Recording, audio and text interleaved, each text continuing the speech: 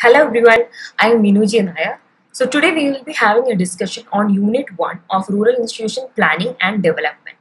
For our listeners, the chapter has been divided into 5 parts.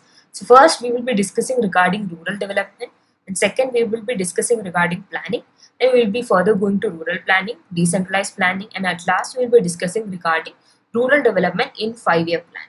So the main objectives are, at the end of the session, the participant will be able to define development, rural development planning, and rural development planning. And further, they will also be able to explain the concept, need, objective, indicator, approaches, and strategies of rural development, and will also be able to discuss the needs, types, importance, step, techniques, and approaches of planning. Further, the participant will be able to mention the meaning, need, function, merit, and demerit of decentralization and discuss the major initiative of rural development during 5-year planning in India. The expected learning outcomes are the participants will be able to understand the meaning of rural development, planning, and rural planning, and further, they will also be able to understand the different 5-year plan of rural development. So, what is rural development? A rural development can be said as an action plan for economic and social upgradation of rural areas. It involves in popular attitudes and in many cases even in customs and beliefs. The critical element in rural development is the improvement of living standards of the poor through opportunities for better utilization of their physical human resources. And the success of the rural development lies in identifying, if needed, development a suitable engine to attach to the chain. So what are the objectives of rural development? The first objective is that the poor must be provided opportunities for the better utilization of their natural, physical, and human resources. Second objective is that the living standard of the rural poor should be improved. The third objective is that, and the main objective, that the process of rural development should be sustainable. The fourth objective is that the poor should be actively involved in building up of institutions as well as in functioning of these. And the fifth objective is that the mobilization of the capital and technology should be directed for the benefit of the poor.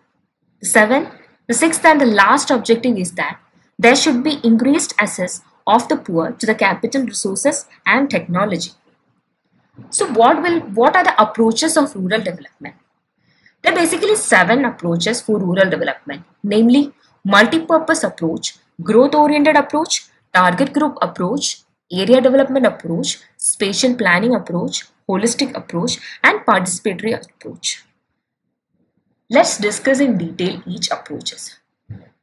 So, what is the main purpose of these approaches? The main purpose of these approaches is to bring about development of various areas that would render an effective contribution in making the lives of the individual productive. What is a multi-purpose approach? Multi-purpose approach is one rural development approach that began in the country in 1952 itself. Community Development Program CPD that began in 1952 is the example of multi-purpose approach. The main objective of CPD was social and economic improvement by promoting development of material and human resources through the cooperative effort of individuals and assistance available from the state. It was regarded as an educational and an organizational process. So what is a growth-oriented approach? Growth-oriented approach can be stated that the implementation of opportunities that would promote growth of the individuals in a better manner and are referred to as growth-oriented strategies. Agricultural sector is a major area of employment and livelihood opportunities in rural individuals. Programs such as Intensive Agricultural District Program IAPD, Intensive Cattle Development Program ICDP, and High Yielding Variety Program HYVP can be said as an example of growth-oriented approach. Target group approach. In target group approach, a particular group is undertaken and researched. The Antyodaya scheme is a target approach. The approach produces the client-oriented design, and the ultimate goal is to transfer the responsibility of planning and development to the client themselves. So what is an area development approach? So in an area development approach, the main emphasis has been put on the development of backward regions. Programs such as Draft-Prone Area Program (DPAP), Tribal Area Development Program (TADP), Command Area Development Program (CADP), and Hill Area Development Program are examples of area development approach. So what is spatial planning approach?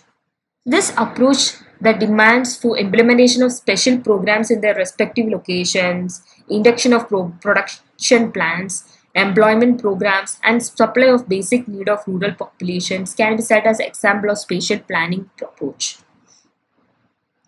Coming to integrated or holistic approach, this approach has been formulated taking into consideration the perspective that development should be an integrated one.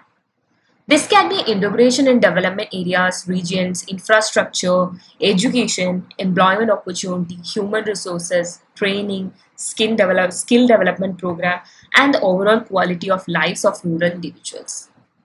At last, then what is a participatory approach?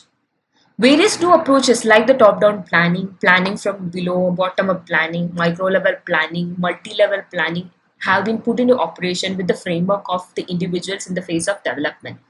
These all are participatory approaches. Now let's see what are the strategies of rural development. The strategies for rural development are based upon rural development approaches. A strategy consists of ordering of various policy parameters to attain the desired goals. Different strategies emphasize and give importance to different mixes of agrarian relation, techniques of production, state policies in order to achieve the goal of rural development. So here we have given an example, various type of rural development strategies for central importance to agrarian relation. We can see a strategic rural development plan here.